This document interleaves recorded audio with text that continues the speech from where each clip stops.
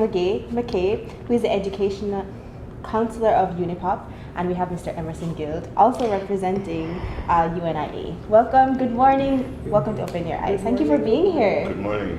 Yes, that was a mouthful. So tell us a little bit about the Gravey Economic Initiative and how it was initiated.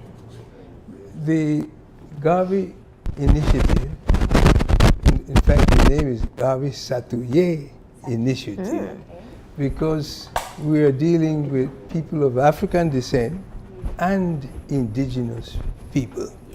Some of us over the years have discovered that in fact in the Caribbean basin, indigenous people and people of African descent are the majority. Then logically, then they should be running the countries and the spaces in the Caribbean basin. And that goes from Panama to Belize, including El Salvador on the other side, and all of the insular Caribbean. Based on that, we also decided that the only way that is going to happen, according to Marcus Garvey, is if we are economically independent. It's not going to happen through revolution or through wishful thinking, okay? And I'm religious, but God is not going to help us if we don't help ourselves. See? Therefore, we decided to work on a systematic program of helping people in various communities to determine their own destinies. We have been so successfully in doing that over a period of 20 years that about 8 years ago, the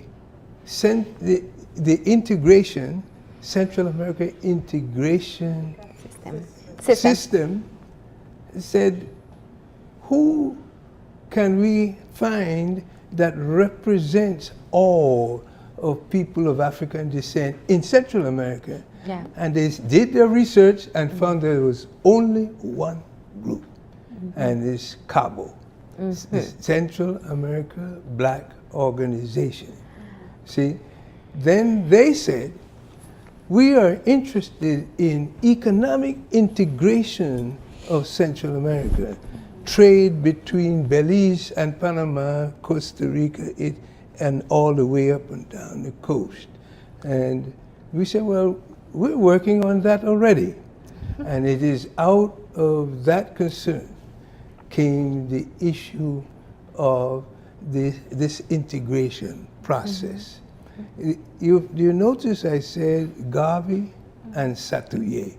You know that Satuye was the original chief that came to America and was never submitted to slavery. In St. Vincent, he came from St. Vincent, he and his tribe refused to become slaves, and they had to evict them and send them to Honduras.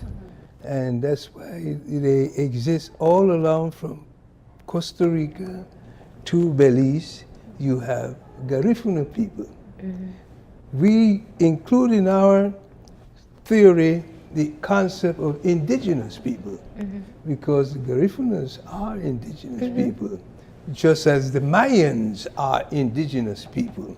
And think, if you took all those peoples together and added them up, they are the majority in all of the countries of Central America. That's where we're headed for, not to take over, but to be respected and treated as equals, free of discrimination and human rights violations. Yeah. You know, one of the interesting things that I find is that oftentimes when people reflect on Central America and the population that it consists of, most people think of Latinos. We were having a conversation a while back with the Mexican embassy. They had a photographer here who showcased an exhibit on, it was titled in Spanish, but it was the hidden world of blacks, and it was in the Veracruz area. There has been a movement more about Afro-Latinos, and it all fits into sequences. Just yesterday, we had a conversation about the Flowers Bank 14, and one of the things I really didn't know, as was told by the representative from the ISCR, is that some of, it was the free colored, I believe, that were in the Flowers Bank 14 originally came from Nicaragua. And I never knew that. So it really shows for me, I think, the movement of Afro-descendants within this region, even though when we as Belizeans think of Afro-descendants, we look out to the Caribbean and not right in our own backyard. So I wanted to say that because I think it is a new area to explore and to understand, and this wonderful identity that we embrace, which is we're Central American and Caribbean, that part of what we are looking for in terms of reaching into the African roots that we have can be done in partnership with Central America. That's correct. Yeah. Yeah. It's being done. Is being done. It is being Is done. being done. You Thank see? you, Dr. Yes, McKay. yes. Yeah. CABO is manifesting that. That was Yeah. part of the mouthful, the Central American Right, Black and I was going to ask you Organization. to elaborate on how this Yeah. partnership even came to be, Dr. McKay. Well, CABO was birthed in Belize, in Stan Creek District, in 1995. Belize is being looked on as the lead that blacks run their lives.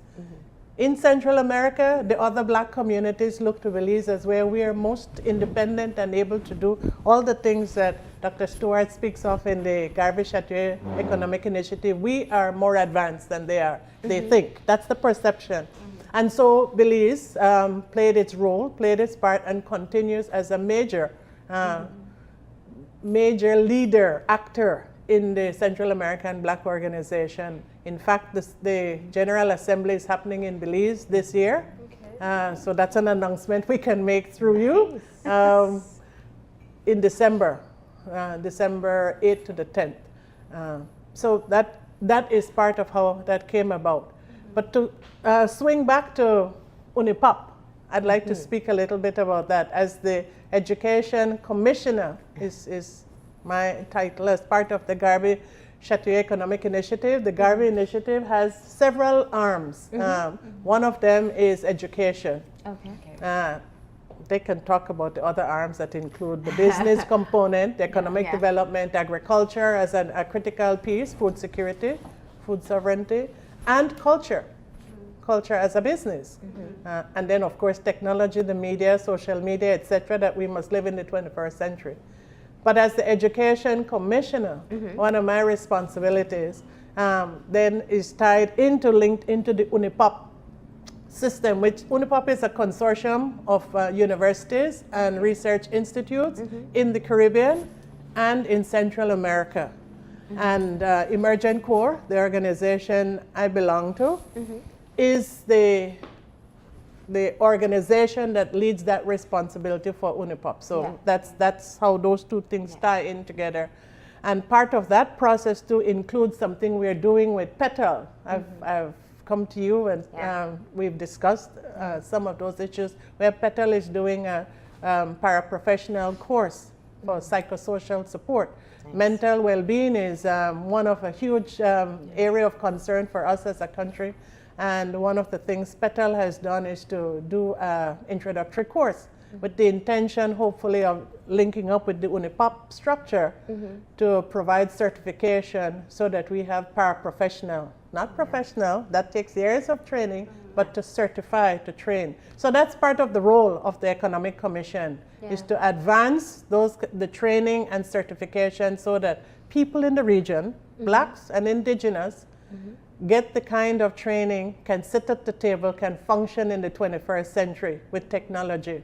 And I can imagine that's a huge challenge, because if you have generations of these indigenous and blacks who are used to a very different lifestyle where the tradition is to live very basic, live very menial, however you want to call it, and to empower them to a point where they are, you know, bold enough and engaged enough to step into that kind of legacy and step into that kind of existence.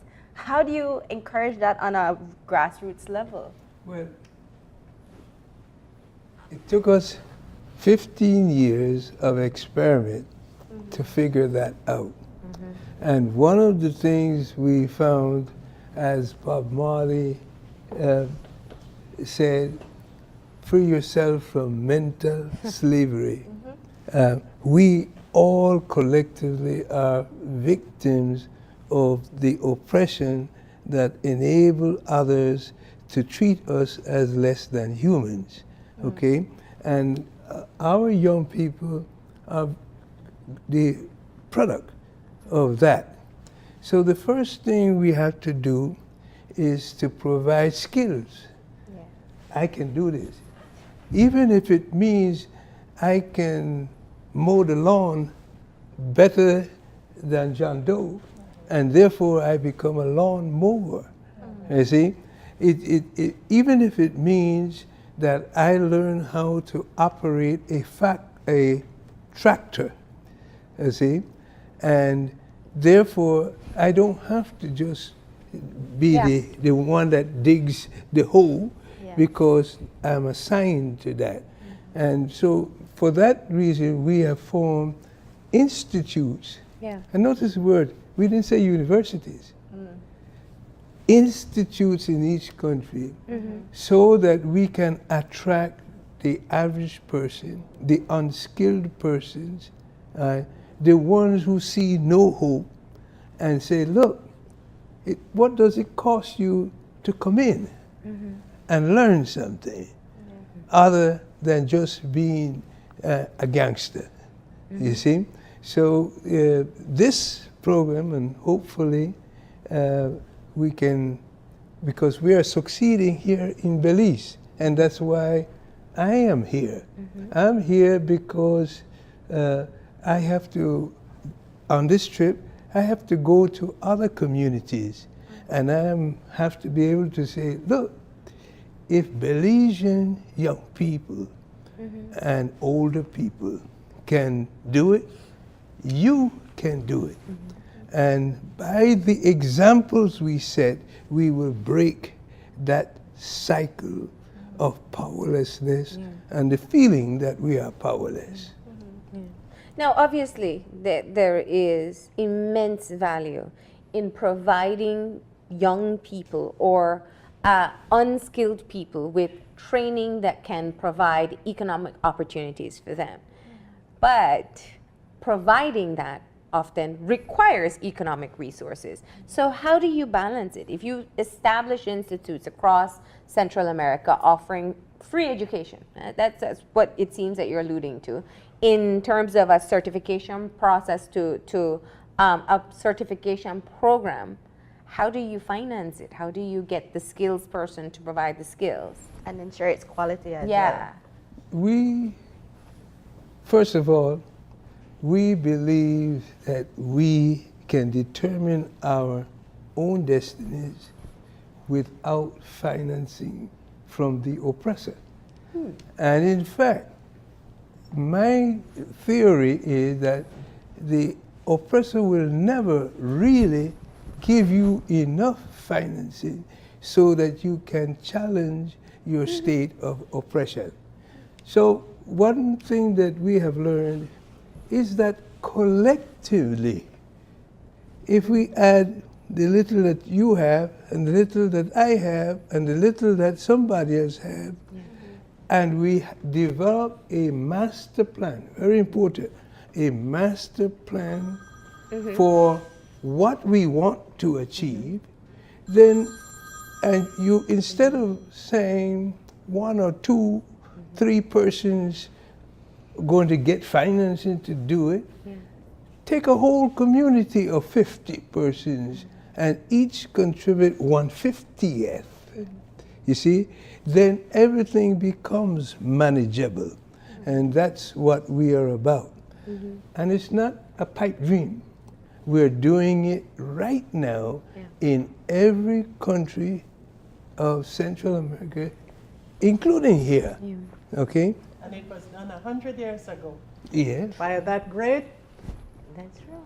Garvey. Garbage. That's one of the lessons that we learned 100 years ago when times were even more challenging. Yeah. 50 cents had a value.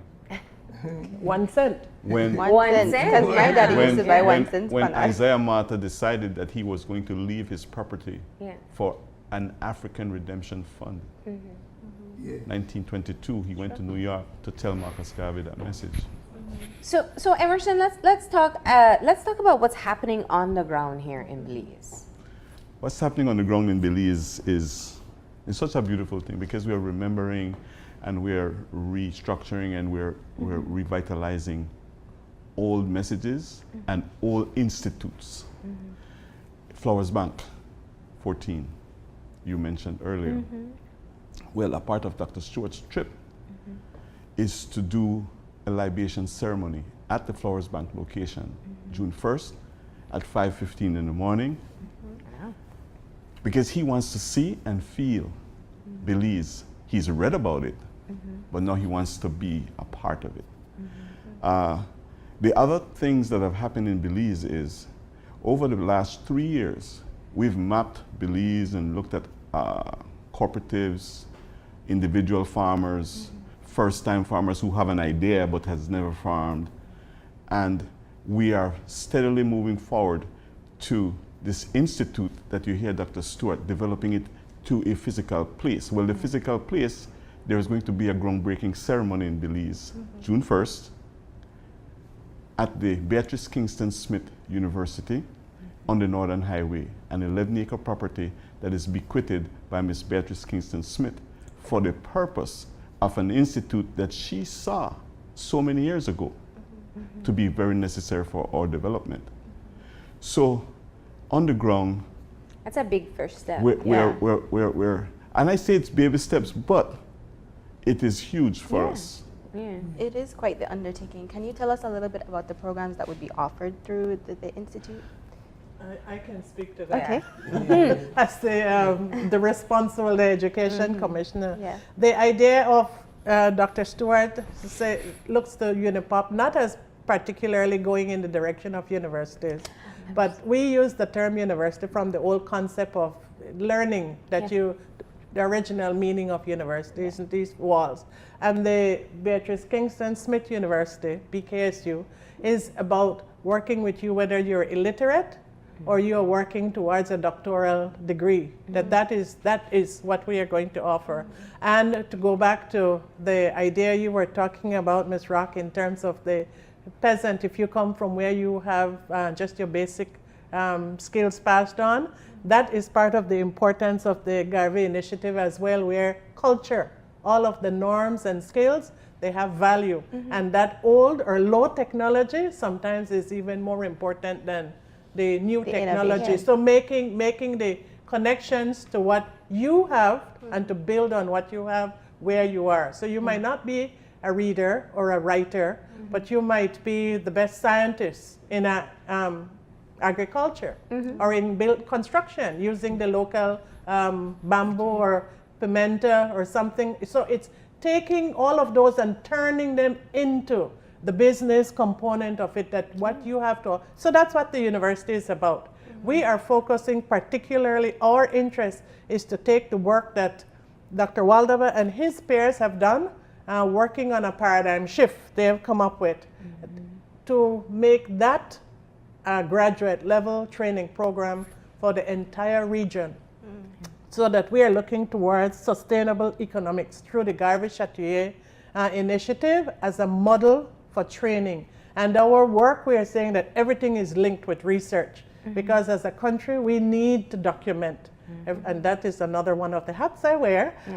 Everything we need to document for us as a young country that we have to do for ourselves. Part of it is we are not the beggars, we are the owners, we are the investors. And so that is the big push that we're looking at. And those are just, anything is possible. Anything is possible, and we're starting from whether you are literate or illiterate all the way up to wherever you want to go. It is essentially a paradigm shift. And Yes. it's interesting that you choose to call it a university, especially given what the natural tendency or the immediate thought comes to mind when you talk about a university. So it's kind of shattering what our preconceived notions are. Let me, I agree, and I'm satisfied that you see it in that way. But we have gone beyond the normal. Yeah. We have organized, UNIPOP has two parts. It has legitimate international universities that are of African descent around the world. And I represent one of those universities. I'm the director of research at Medgar Evers College of the City University of New York. The City University of New York is a member of this consortium. You see, my research center is a member of this consortium. As we speak, we are designing in New York distance learning courses in just about any subject that she asks for. You see? And that's what I'm saying. We don't have to depend on the oppressor. Because Medgar Evers and the other universities, which incidentally include the University of the West Indies, is a member of UNIPOP. You see? We feel that people of African descent among themselves, if they wish to, can free themselves. You see? Through education. Okay. Now, and so what you're saying is, and that's what I wanted to get at for a bit, because what you pointed out, Abigail, it really struck me. Everybody has a skill. No matter what your standard in terms of what has been set for us in literacy level, you could be a master thatch maker, and that's a valuable skill in this country. You can make phenomenal spices. There are countless things that people can be able to impart onto others. My question is, how do you get the buy-in? Everybody will, I could imagine, want to be able to benefit from a free education, free certification, free enlightenment type of program. But not everybody is always eager and willing to give. So how do you work to be able to build the qualified, skilled personnel, and I mean skilled as in they know what they're doing, to be able to be the ones to impart? Because I will speak to what Dr. Wadaba shares with us all the time. Of course, you can tell that we are some of his protégés. We're learning from him as an elder. But takers are not welcome. Takers, because there is a cost. Nothing is free. And while you may not have to contribute financially, or you may be contributing a little bit financially, there is a huge cost. And part of that cost includes perhaps that talent or skill you have. And it is a huge component of the Gravey initiative. This culture as a business, you come, that's your talent. That is what was passed on, whether it is a particular style of cooking a food that tastes different from anybody else's, that everybody wants that, there's value in that, or as you said, the thatch, the roofer. That is a huge skill that brings wealth, that brings money. So you have money, you have economic power. I think the aggregation of like on the same subject where a thatcher don't understand his value, or the ditch digger don't understand his worth. I think that's something that we're going to put into context at the Institute. And it's going to happen because we're going to aggregate the value of all of this intellectual property. We don't know the value of this intellectual property that we're discussing. Even the person that we're talking about or referencing does not understand his worth or his value. We're going to put that in context at this institute. And I can imagine a lot of the programs are going to be not the non-traditional type. And Let me go one step further. We did an experiment for a year. We had the CABO had its youth summit in Belize in 2015. And we took 20 dry volunteers. Dry meaning Dry, green. yeah. Green. In knowledge. Green. And we had an international media come to Belize to interview us. And the article that they wrote says, growing more than veggies. That's the article that they wrote. And it's an international article, by the way. We also were the representatives of Belize, youth entrepreneurs in agriculture, from products we created in a 50 by 75 yard space near to our office. It was called the Urban Garden. It is. it is called everything. That was. Which is something that we see growing as a movement as well. And I think definitely shows that it is an opportunity that you have already been tapping into that has equaled into further opportunity. You wanted to say? Yes, Sorry. let me not deceive you or the audience. There is a cost. Of course. There are many persons of African descent that are willing to invest in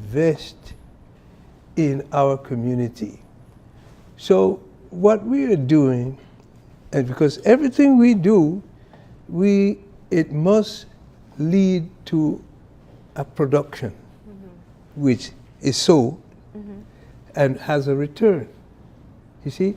And there are enough millionaires in every community of African descent, and especially in their diasporas that are in France, England, and the United States, that are willing, and we are willing to support and invest in businesses that we create. Therefore, you don't have to beg. You see? People see the work. And if you see what you are doing is an investment into a product that will bring in a return over time. You know, if you could just indulge me just a little bit, I'm going to be a little bit of a devil's advocate, because my boyfriend and I were having this conversation the other day. I was watching James Baldwin's I Am Not Your Negro. And it talks, of course, it talks about the experience of Medgar Evers, and listening to you talking about the different diasporas that can contribute to our Belizean context, it makes me think, when you're a part of something so grandiose, so much bigger than yourself, how do you adopt the message without losing yourself? How do you adopt whatever the context that comes out of without losing whatever your genuine cultural, because the cultural experience in Central America, the cultural experience in Belize, in the States, from historically black universities in France, wherever, it's different but similar. But so how do you ensure that the message is there, but you don't lose yourself? There are three components of what you just said. First of all, you're bound to lose yourself if you have no plan. You see? And we believe that the first step is not to save ourselves, but to sit down around the fireplace and develop a master plan. The value of developing a collective master plan. Dictators always have a master plan based around the dictator, okay? But if you are able to take a large community, more than 50 persons, and you sit down and say, you are this, you are this, you are this. Now let's see us develop a master plan of how we can use our skills to create an economically viable community which we all will benefit from. Okay. That's the important part. When you do that, no one in that process loses themselves or their compass, because the group will keep them honest. Okay? And it's helpful in our diasporas. I've spent many years in the United States, and I've done a little. No, let me put it. I've done well. Let's put it that way. Okay? And then I meet a lot of our diaspora that has done well. They say, well, I'm so busy with making money that I don't have any time for anything else. He's lost, okay? Or he says, there's nothing to invest in back home, because that's why I left back home, because there was nothing, okay? So then it occurred to some of us, let's reverse that. Let's go to the community and get the community to decide what they want to see their community become, including the economic dimensions of that. And then, and right now, incidentally, I'm going to make a little pitch. In September 6th, 7th, and 8th, we are having our second encounter at Medgar College between representatives of community master plans and millionaires that came from those same communities. That's unconventional. We started by having a preliminary, we call it an encounter, 2 years ago, and everybody thought, you must be nuts. We now have at least one master plan for every country in Central America. And we are going to come out in September with investments in those community master plans, not by the oppressor. By the people who came by from those the people who came from those communities and did well. Right. So I'm so grateful for that, but we're running out of time really quickly. And I know you have a forum coming up as well and other events. So let's just talk about the schedule of activities that will be held over the next couple of days. Right? Who wants to? We have the Gravey Economic Forum that will take place at the ITVET training room. And we have people coming from all over the country to listen directly from Dr. Stewart concerning to get a better understanding, because I have been the messenger so far, but why not get it from Dr. Stewart himself? So that is on Friday. I was going to, at 9. June 2nd. Yes. Yeah. And then, Open to the public as well. yes. Okay. So anybody can walk in. Yeah. Yes. Who wants to hear some more, ask some questions. And tomorrow, June 1st, important day in our history. We are having the 3rd annual sunrise libation ceremony. If anybody wants to come, let us know, get in touch with us. And you're going to Flowers Bank. We are going to Flowers Bank. We are traveling from Belize City, and we're asking the people in the River Valley to come out to Flowers Bank. Yeah. The sun rises tomorrow at 5:17 a.m.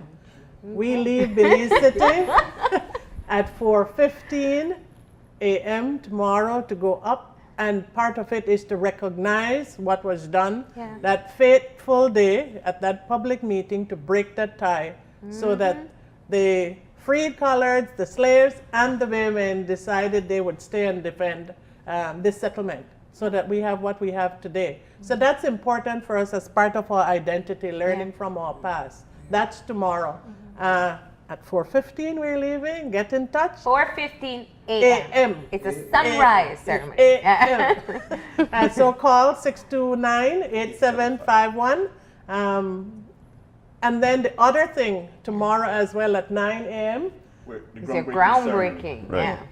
And there we're breaking ground for the Beatrice Kingston Smith University. And also That is at 9 o'clock, at mile 14, at 9 o'clock. right next to the. And I must say, there is a culture that we have to put into context. Isaiah Martha gave invested to our liberation.